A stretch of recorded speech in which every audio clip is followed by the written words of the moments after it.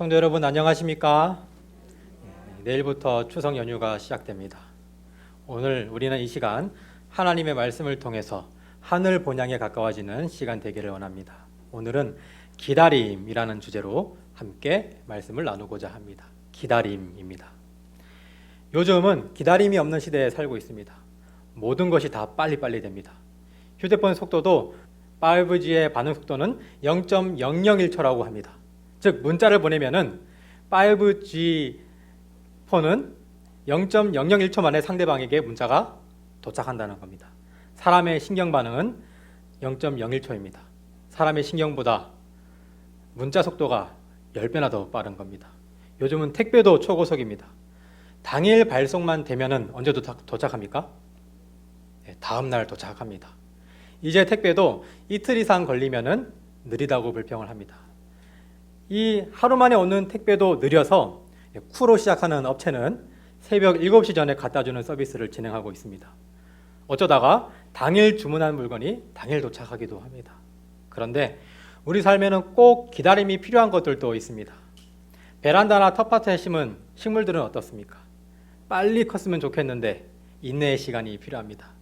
아무리 과학이 발전해도 토마토 씨가 하루 안에 토마토를 맺지는 못합니다. 요즘 집에 물고기를 키웁니다. 구피를 키우는데 새끼를 낳으면 새끼가 너무 작아가지고 어른들이 다 잡아먹습니다. 새끼들이 잡아먹히지 않게 빨리 컸으면 좋겠는데 빨리 큽니까 안 큽니까? 안 커요. 기다림이 필요합니다. 요즘 건강을 위해서 근육 운동을 하고 있습니다.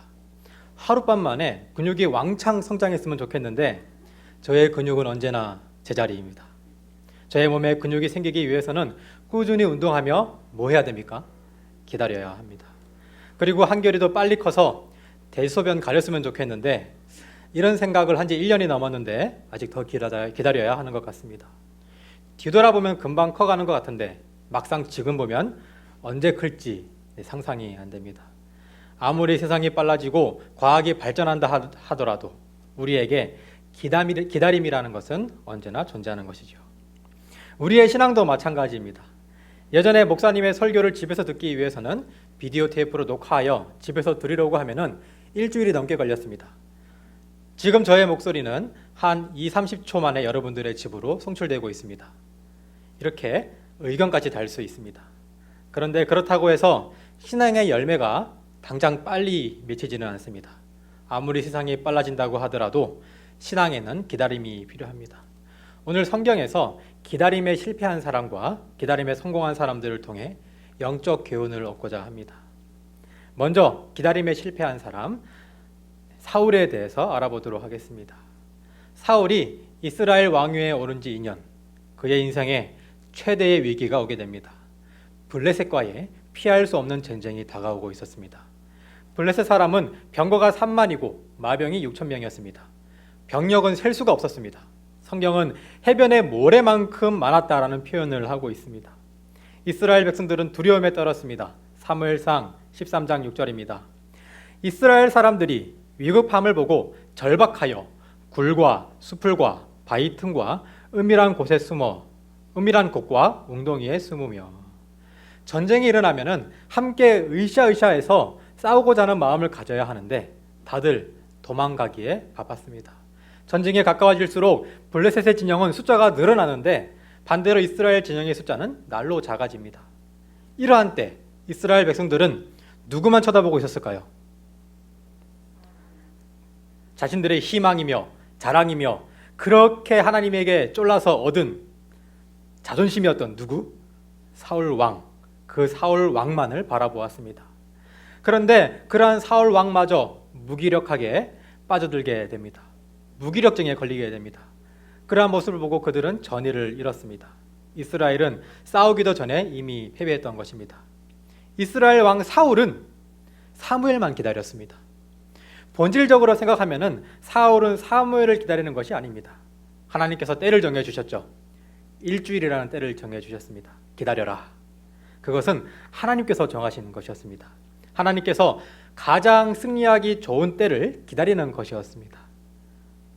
하나님을 뺀다면 사무엘이 온다고 이 현실적인 상황이 무엇이 달라지겠습니까?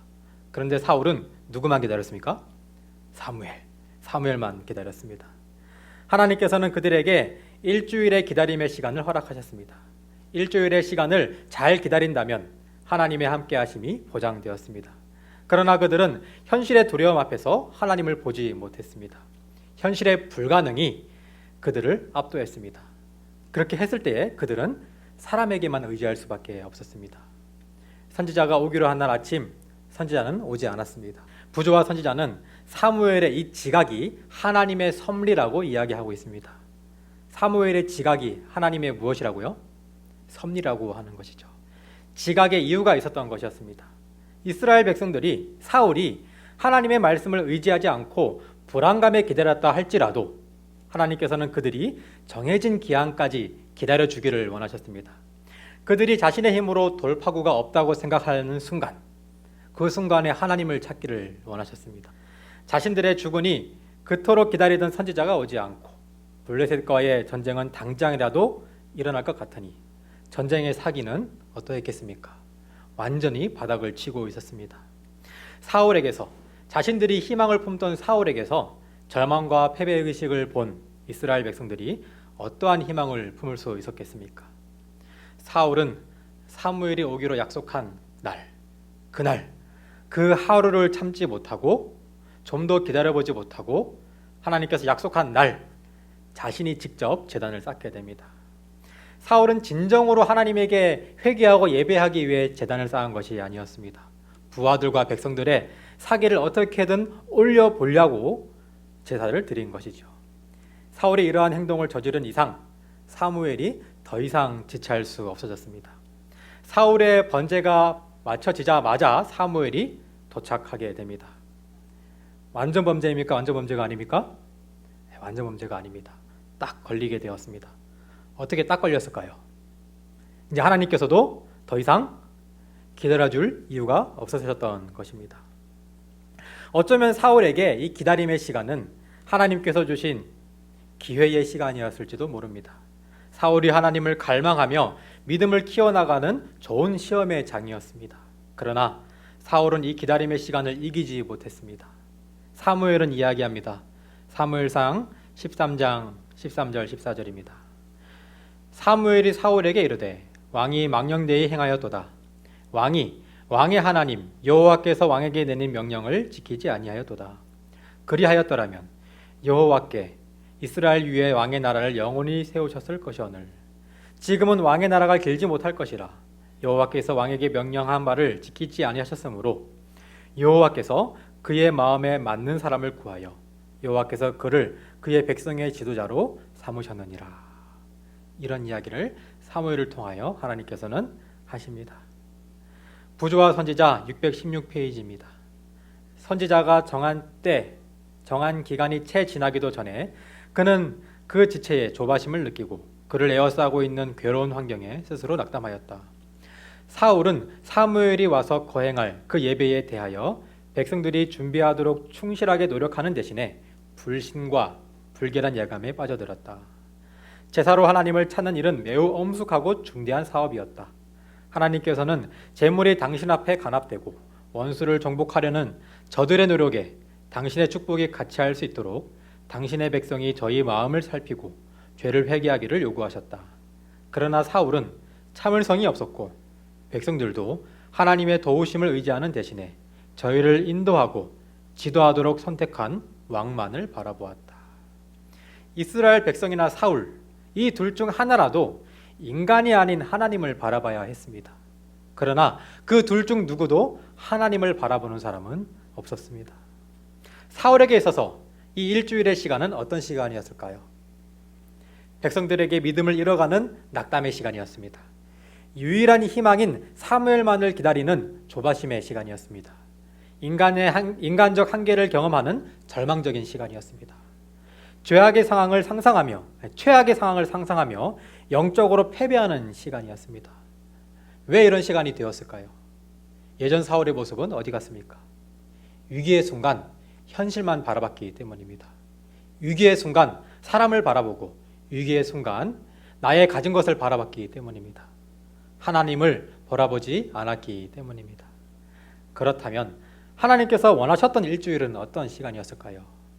자신의 잘못을 돌아볼 수 있는 기회의 시간이었습니다. 하나님을 더욱더 갈망하게 되는 시간이었습니다. 승리에 대한 확신을 가지고 부하들과 백성들의 시선을 하나님에게로 향하게 하는 시간이었습니다. 하나님의 섭리를 바라보며 거룩하게 기다리는 시간이었습니다. 사울에게 있어서 기회의 시간이었습니다. 우리도 이 세상에서 살아가며 많은 한계들을 느끼며 살아갑니다. 하루하루 힘들지 않은 날들이 없습니다. 세상적으로 희망이 없는 시대를 살아갑니다. 우리는 사울이 느꼈던 감정들을 느끼며 기다림의 시간을 보내고 있습니다. 우리는 예수님의 재림을 어떻게 기다리고 있습니까? 낙담과 조바심과 패배의 시간이 되지 않기를 간절히 바라겠습니다. 하나님을 갈망하며 하나님을 의지하며 하나님에 대한 믿음을 배우는 기다림의 시간이 되기를 간절히 바라겠습니다. 사무엘의 지각, 사무엘이 좀 늦었던 것, 이 사무엘의 지각이 사울에게 섭리였던 것처럼 어쩌면 예수님의 지각이 우리에게는 섭리입니다. 현실적인 어려움이 커지며 기다림의 시간이 더욱더 길어질수록, 기도응답의 시간이 점점 느려질수록 더욱더 하나님만 바라보시기를 바라겠습니다. 기다림의 시간을 은혜의 시간으로 보내시기를 간절히 바라겠습니다. 기다림에 성공한 사람, 회당장 야이로의 이야기를 함께 보도록 하겠습니다. 다 함께 마가복음 5장 21절 22절을 읽도록 하겠습니다. 마가복음 5장 21절에서 22절입니다. 시작. 예수께서 배를 타시고 다시 맞은편으로 건너가시니 큰 무리가 그에게로 모이거늘 이에 바닷가에 계시더니 회당장 중에 하나인 야이로라 하는 이가 와서 예수 보고 발 아래 엎드리어. 회당장 야이로가 나사렛 예수의 발 앞에 엎드렸다. 그 시대에 신문이 있었다면 정치, 사회, 경제면에 헤드라인을 장식했을 것입니다. 회당은 유대인과 아주 밀접한 관계를 가지고 있었습니다. 유대인들의 예배의 장소였으며 평일에는 어린이들이 읽고 쓰기를 배우며 성경을 비롯한 여러 가지 학문들을 배우는 장소가 회당이었습니다. 회당은 장로들이 회당 업무를 하였습니다. 회당을 관리하는 업무를 맡고 있었습니다. 장로들은 대부분 사두개인 바리새인이었습니다.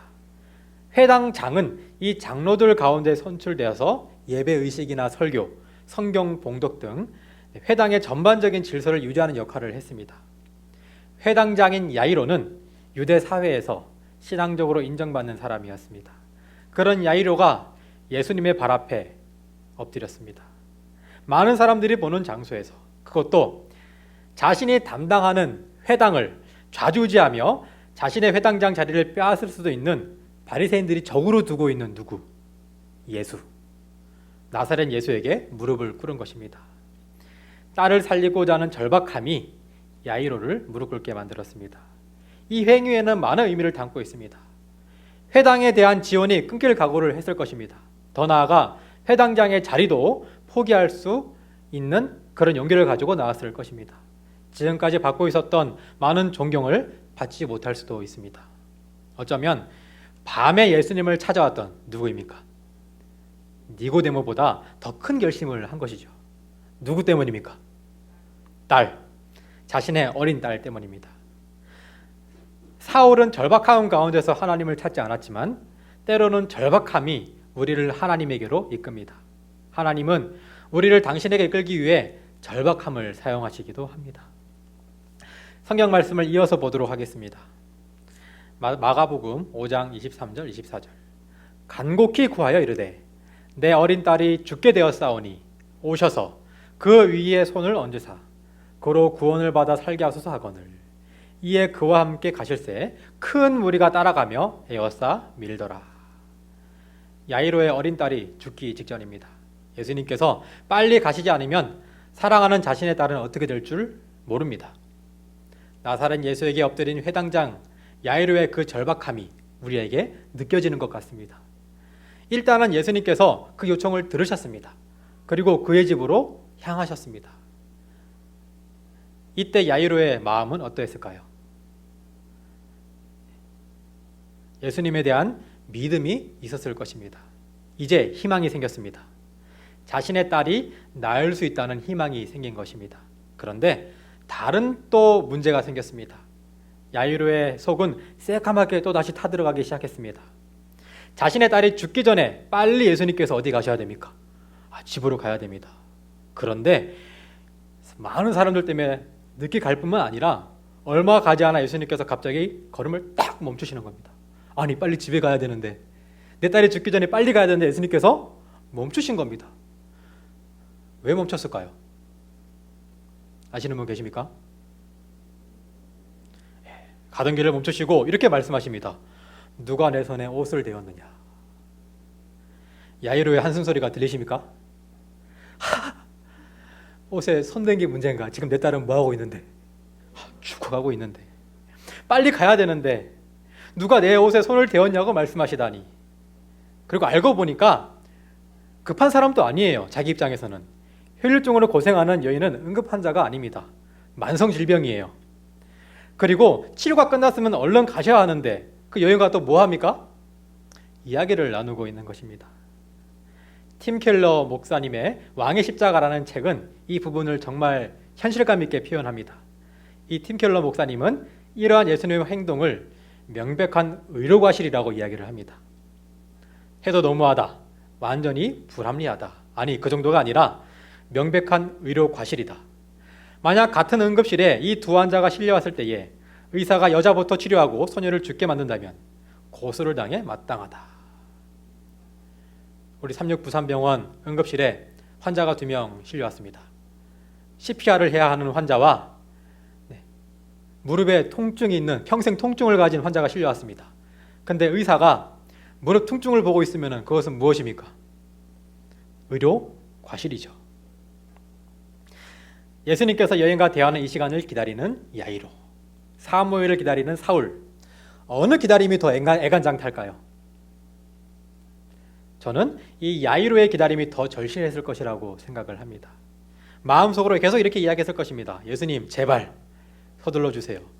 이러다가 저희 아이 죽습니다. 제발 빨리, 제발 빨리. 그러나 그는 내색하지 않고 예수님을 조용히 기다립니다. 시대의 소망 342페이지입니다.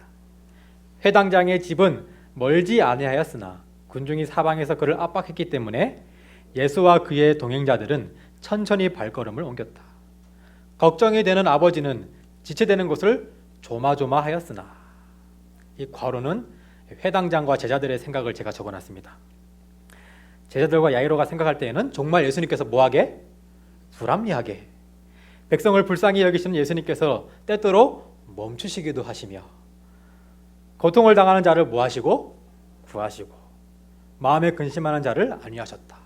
지금 내 딸이 죽어가는데 말이죠. 빨리 가야 되는데. 이때 걱정하던 일이 터지게 됩니다. 의료사고가 터진 것이죠. 회당장의 집에서 사람이 조용히 와서 회당장에게 따로 이야기합니다. 예수님에게 이야기하는 것이 아니라 참 그 집안이 예의 발랐던 것 같습니다. 조용히 불러내서 이야기합니다. 당신의 딸이 뭐 했습니다? 죽었습니다. 그러니 예수님에게 부담 두지 말고 우리 조용히 집으로 갑시다 라고 이야기를 합니다. 야이로는 예수님에게 부담감을 주기 싫어 직접 이야기하지 않고 있었습니다. 이때 야이로는 예수님이 얼마나 원망스러웠을까요? 혈류증 걸린 여인이 얼마나 원망스러웠을까요? 그러나 이 원망스러움은 오래가지 않았습니다. 예수님께서 이 대화를 엿듣고 계셨습니다. 성경에서 곁에서 들으셨다라고 이야기하고 있지만 예수님께서 이미 더 뭐하고 있었을까요? 다 알고 계셨습니다. 회당장의 믿음이 흔들릴 시점에 시기적절하게 끼어들어서 이렇게 말씀을 하십니다. 야이로를 안심시키십니다. 마가복음 5장 36절 다 같이 읽어보겠습니다. 시작. 예수께서 그 하는 말을 곁에서 들으시고 회당장에게 이르시되 두려워하지 말고 믿기만 하라 하시고, 딸이 죽은 절망적인 순간에 야이로에게 이렇게 말씀하시는 것입니다. 야이로야, 걱정하지 마. 조금만 더 기다려. 서두를 필요 없다. 빨리빨리 익숙해진 우리나라 사람들이 해외에 나가면 겪는 고통이 있습니다. 그것은 기다림이라는 것입니다. 우리나라만큼 모든 것이 빨리 되는 나라는 없습니다. 다른 나라에서 우리나라 공항으로 들어오게 되면 입국 절차는 정말 일사천리로 진행됩니다. 걸어 들어오면 줄을 쓸 일은 거의 없이 빨리빨리 됩니다. 그러나 다른 공항에 가게 되면 한두 시간은 기본입니다. 정말 답답해 미치겠고 속에서 우라통이 터지고 분이 올라옵니다. 아니, 저기 문 하나만 더 열어주면 빨리 될 것 같은데 왜 안 해주는지 불평불만을 합니다. 그런데 우리나라 사람이 제일 그렇고 다른 문화권 사람들은 그냥 그 자리에 앉아서 이야기하고 놀고 있습니다. 시간관념이 아예 다른 것이죠. 하나님의 시간관념과 우리의 시간관념 어떨까요? 다를까요? 같을까요? 달라도 너무 다릅니다. 우리는 이것을 알 필요가 있습니다. 하나님은 우리에게도 이렇게 말씀하십니다. 기다림이 있어서 성급하고 기다리지 못하는 우리에게 하나님께서는 말씀하십니다. 두려워하지 말고 믿기만 하라고 말입니다. 나의 기도에 하나님께서 더디 움직이신다고 생각하십니까? 기다림의 시간이 너무 고통스러우십니까? 이러한 우리에게, 나에게, 여러분들에게 예수님께서는 말씀하십니다. 두려워하지 말고 믿기만 하라고 말입니다. 예수님께서 야이로의 집에 지각했습니다. 그런데 이 예수님의 지각으로 말미암아 결과적으로는 더 많은 사람이 원하는 것보다 더 큰 은혜를 받게 됩니다. 혈류증 걸린 여인이 구원을 받게 되었으며 죽었던 야이로의 딸이 살아남으로 야이로는 그 어떤 것과 바꿀 수 없는 경험을 함으로 예수님의 증인이 됩니다. 예수님의 지각은 섭리였습니다. 야이로의 기다림은 은혜였습니다. 야이로와 제자들이 보기에 예수님은 아무런 이유 없이 지체하셨습니다. 불합리해 보였습니다. 하지만 그들이 모든 사실을 몰랐기 때문에 그렇게 보인 것뿐입니다. 사랑하는 성도 여러분, 나의 기다림이 힘들지 몰라도 나의 기도응답이 더디 이루어져 하나님에 대한 원망이 있을지라도 예수님의 재림이 늦어져 내가 하루하루 버티는 게 힘들지라도 예수님의 말씀을 기억하시기를 바라겠습니다. 두려워하지 말고 믿기만 하라는 예수님의 말씀을 붙들기를 바라겠습니다. 그 말씀에 위로받으시며 힘내시기를 간절히 바라겠습니다. 바로 지금 여러분들의 인생 속에서 하나님께서 무언가를 지체하고 계십니까? 이제 포기하고 싶습니까? 도저히 못 기다리겠습니까? 예수님께서 지체하시는 이유는 우리가 알지 못하는 중요한 요인들이 있기 때문입니다. 하나님께서 지체하시는 것은 내가 생각하는 최선의 방법보다 더 좋은 방법이 이루어지고 있기 때문에 지체되는 것입니다. 예수님께서는 인생의 정답을 알고 계시며 우리를 가장 좋은 길로 인도하실 것이라는 믿음을 확실하게 가지시기를 바라겠습니다. 답은 야이로가 그랬던 것처럼 예수님을 신뢰하는 것입니다. 그 어떠한 순간에도 예수님을 신뢰하시며 기다림을 이겨냈으면 좋겠습니다. 사울처럼 하나님을 바라보는 것이 아니라 인간을 바라봄으로 포기했던 그 사울처럼 되지 않기를 간절히 바라겠습니다. 시대의 소망 347페이지입니다. 그리스도를 단순히 세상의 구주로 받아들이는 명복상의 믿음은 결코 심령의 치유를 가져올 수 없다. 그리스도에 관하여 믿는 것으로는 충분하지 않다. 우리는 그리스도를 참으로 믿어야 한다. 대부분의 사람들은 믿는다고 이야기는 합니다. 그런데 어려움이 닥쳤을 때에 참으로 그리스도를 바라보지 않습니다. 그렇지만 우리는 다르길 원합니다. 믿는다고 말을 하는 것을 넘어서 참으로 그리스도를 믿기를 간절히 바라겠습니다. 기다림의 삶을 사는 사람은 두 부류로 나누어집니다. 사울과 같은 사람과 야이로와 같은 사람이 있습니다. 사울의 눈이 하나님을 향하지 않았을 때 그는 기다림에 실패하게 됩니다. 사람들의 눈을 인식하지 않고 예수님만 믿은 야이로는 기다림 뒤에 큰 은혜를 받게 됩니다. 우리의 신앙은 기다림의 연속입니다. 여러분들의 기다림 끝에 하나님의 축복과 하늘나라가 있기를 간절히 바랍니다. 기다림은 하나님의 은혜라는 것을 꼭 기억하길 바라며 말씀을 마치도록 하겠습니다.